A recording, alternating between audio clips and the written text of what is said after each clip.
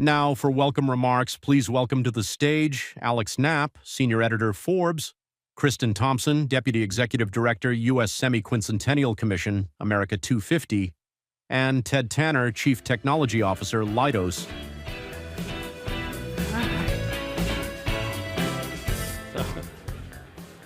And I'm back. You all should be very thrilled about this. So I want to welcome you all to the America Innovates 250 event. We are here celebrating the 250th birthday of this country, which I dare say is the nerdiest country in the world. We have created the greatest nerd products from computers to robots, and you're going to see all of that here, healthcare. But innovation is more than just, it's more than just science. It's also that kind of spark of putting that idea into the world. So I actually edited our 250 Innovators package, and it isn't just all scientists and technologists. When we were looking at history, we looked at people like Lucille Ball. And you think, how is Lucille Ball an innovator? I'll tell you how Lucille Ball is an innovator. She invented the 3-camera sitcom, which is like how most sitcoms are produced now. She invented putting sitcoms into syndication, which is why we're all still watching Friends 30 years later. She, when her studio was like, we do not want to greenlight these two properties. Those two properties were Star Trek and Mission Impossible. And she said, no, I think we should make those shows. And those shows are still being made today, and Tom Cruise wouldn't have a job without Mission Impossible. So Lucille Ball, you can thank for that. That is a type of creativity, innovation, entrepreneurship that we're celebrating here. We have a lot of cool stuff for you to see. We've got the Joby aircraft outside. We have all kinds of cool healthcare stuff up there. We have an AI avatar for our Innovators 250. We have robots that you can punch. It's really going to be a great time, as well as all of the programming that we have. So with that, I will leave it to our other folks. Yeah, so Ted Tanner, CTO Leidos. It is very humbling to be on the America Innovate 250 stage. And I had the experience last week to go to Monticello, where Thomas Jefferson's home was. And, he just wrote the Declaration of Independence in 3 days, that thing. So I always ask people, like, compared to that, what'd you do today? Don't feel bad. In his home, he had so many things, like the double pane glass window. That was one of the first. He had a writing machine that used 2 pens, quill pens, so he could write documents quicker. Okay? He had a device that actually suck the air out of a dome so he could test vacuums. These things are innovations that we really don't think about, but it is part and parcel of America's history. So if you think back in time, like we talked about the patent system, right? And we talked about media. Media is huge. That is a national asset in the United States, is our media assets. That is considered a national security asset. So if you think about the way that we as Americans innovate, there's so many firsts, and it's great to be here in Silicon Valley. I call it the 33 miles of the universe of innovation. Okay, like there's so many firsts compressed into this 33 miles. But nowadays, since technology is proliferating, we have it in our pocket, we have it on a screen, we have the power of the internet that Paul helped invent, the DNS. Well, now we have this knowledge discovery and ability to scale your innovations like no other, and the ability for ideas to actually turn into physicality and make new things has been unlike any other in the history of time. And it is truly, truly astounding. As somebody who's been doing this a long time, I can tell you, when you're looking at technology and you finally see it working, you go, my gosh, it is actually working. It is amazing to see.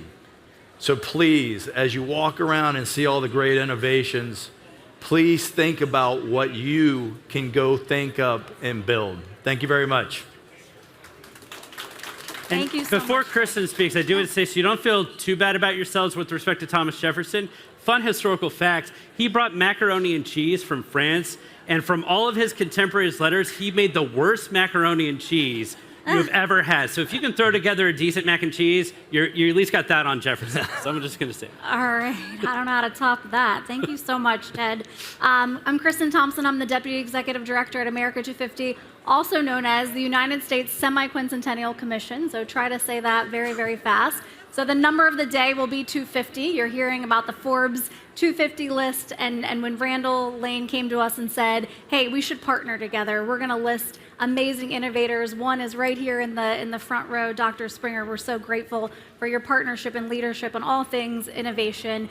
He came to us and said, we should do something together. And I said, amazing. We're going to kick off America Innovates with our founding innovation partner with Leidos, and he said, let's do it together. So we really believe in sea to shining sea. So we're going to start here in San Francisco, as you mentioned, in the 33-mile that has now spread across the country, and we're going to end in November in Washington, D.C. with our second expo.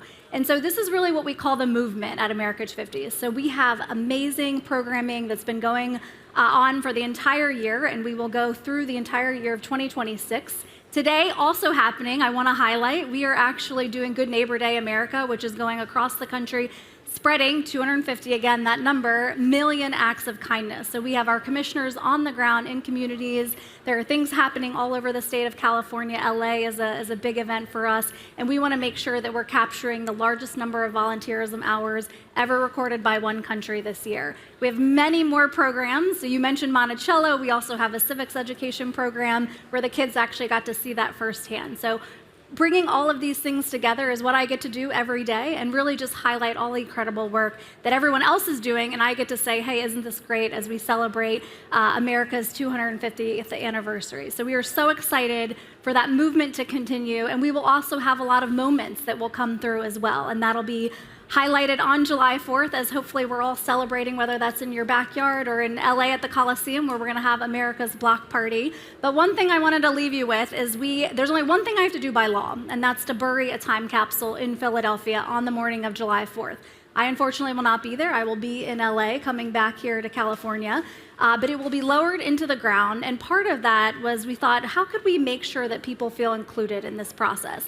So we opened up a White House Visitor Center exhibit where you can see all of our programming right in Washington, D.C. And we said, we're going to ask people what they think. So I thought it would be fun to bring some of those ideas here. This is literally people that are coming through, dropping it into what we have as it's not the real one, but the cylinder device of ideas. And it says, what innovations do you predict for the next 250 years? So I did not get through all of them. We've only been open since April 1st. There are hundreds of them. So going through all of them is going to take me a little bit more time, since I just got them this week at our commission meeting in Philadelphia. But I thought it would be fun to read a few. And I don't know some of who the people are, right? Sometimes they just write their idea and not their name. So this one is an 11-year-old girl named Edith from Seattle, Washington. And she said that there will be flying cars, which was a thematic across a lot of them. But she also added that she wanted to have Band-Aids that don't hurt when you take them off. Seems like an easy idea. I would so also hopefully, like one of those. Hopefully someone can take that back. Time travel was also one that I think was a thematic that ran throughout. However, the second thing that they added was how to fold a fitted sheet easier. Has anyone watched a video on that? I have. Still can't do it to this day. So how do we invent a sheet that can go on very easily that we don't have to fold when we put it back in the linen closet? Food that can taste like anything you want. I have picky eater kids. I think that I would welcome that, right? Anything I put on the table should be eaten and well taken. And then this one from Catherine, age 8, she said that she would like blood testing that doesn't require needles. Not sure how we can do that, but if anybody has any ideas, let me know. Looking at Tim. And then the last thing I'll leave you with is that everyone can see the past and the future. And I really reflected on this one because I think we don't always love the element of surprise anymore. We like to know what's happening. And so maybe this is good, maybe it's bad. We're bringing that together, I think, right now to kind of think about how we're paving the way for the next 250 years. And that's what we're here to do today. So we welcome all of you. Thank you for coming. We're going to be here for 3 days. Each day has different programming. So don't just come today, come tomorrow. Tell your friends and your family. We are so delighted and excited to be here and partnering with Forbes and Leidos and all of our partners and sponsors. And last thing I'll plug is eAtlas. You heard it in the beginning of the panel. Download that app. They've made a fun scavenger hunt to make it a little bit more interactive as you go throughout the exhibit today. So thank you all for being here.